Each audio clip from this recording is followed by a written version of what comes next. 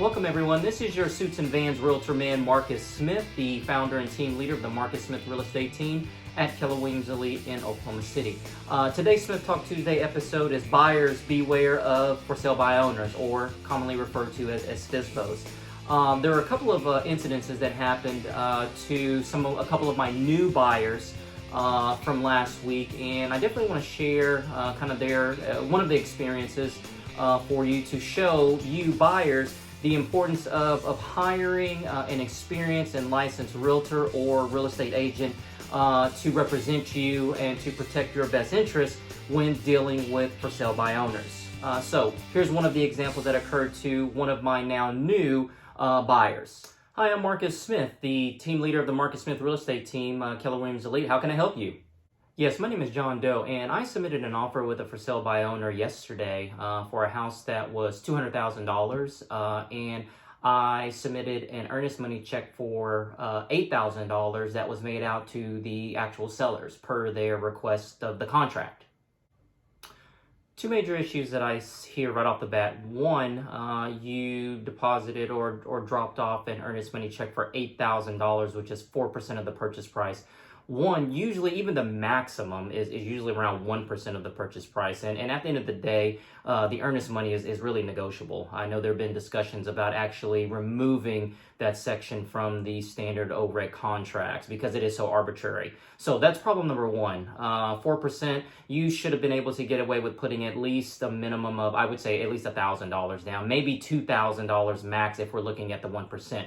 The second problem is that you made the earnest money check out to the actual seller for the seller to deposit it into one of their accounts, which now they have control over the earnest money as opposed to writing the earnest money check out to the title company or at least a brokerage that will serve as the escrow holder. That way, if we get into any type of legal issues per the contract, then the Oklahoma Real Estate Commission may be able to step in, whether that's through arbitration, mediation, but at least it will be easier to get your earnest money back to you as opposed to having to really kind of fight the seller to get your earnest money back. Does this make sense? Yes, that makes perfect sense. I felt that the earnest money was a little excessive, but at the same time, I didn't question the seller. I felt like I was getting a really good deal on the home. But since yesterday, when we executed the contract, I've had a change of heart and wanted to release from the contract. So I contacted the seller this morning and asked for a release. And how do we go about getting my earnest money back? The seller responded back that they were going to keep my earnest money for out-of-pocket costs or expenses that they've had to pay out since going under contract yesterday. So what is my recourse? What do I do here? That's definitely both interesting and concerning at the same time because the seller has accrued $8,000 in out-of-pocket expenses in the past 24 hours since you guys went under contract. And that's why the seller is saying that they're going to keep your earnest money if you release from contract. Now, I don't know the circumstances of the seller, so I can't necessarily speculate that the seller is making all this up. However, what I can tell you is that since you both signed the standard Oklahoma Real Estate Commission contract, there is a provision in the contract that allows you to conduct investigations, inspections, and reviews of the home at a minimum of 10 days. Within those 10 days, you can decide to back out, release from contract, and have your earnest money returned back to you.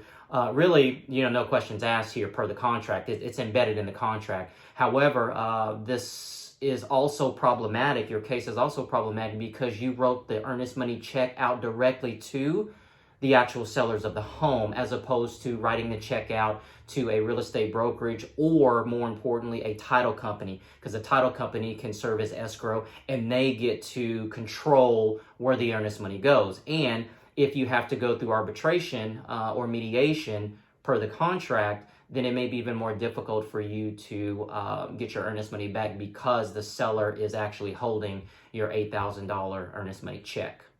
So what do I do now, Mr. Suits and Vans Realtor Man? Whoa, John, pump your brakes.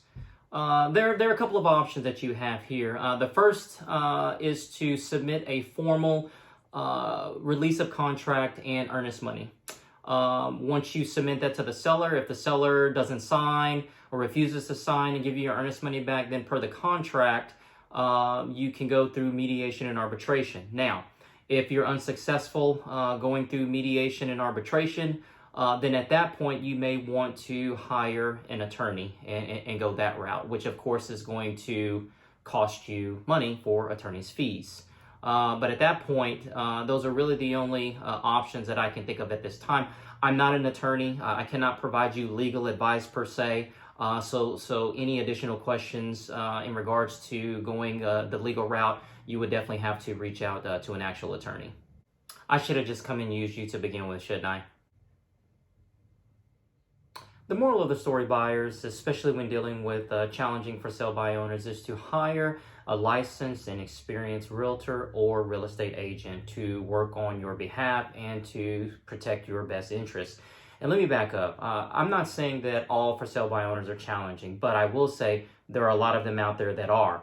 And it's at no fault of their own in most cases. And what I mean by that is that most sellers don't understand or know the real estate process, the real estate transactions. We're dealing with contracts, the language in the contracts, requirements of sellers per the contract, that they have to provide property disclosures, lead-based paint disclosures in some instances, have to have utilities. All utilities have to be turned on when the buyer does home inspections. I mean, there's so many things, that are required by sellers per the contract that a lot of sellers don't even know or unaware of.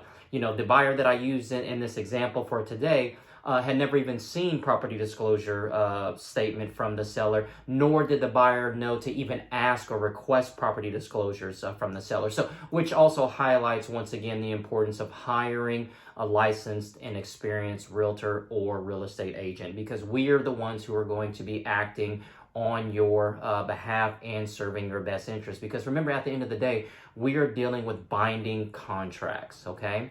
So I'm hoping this week's Smith Talk Tuesday episode was helpful. What I would like to do now is move on to highlighting our local business for the week. Hey guys, the local business shout out for this week goes out to Mai Asbury, the owner of MA Foods LLC. If you haven't tried Mai's MA sauce, famous MA sauce, I'm telling you, you are missing out.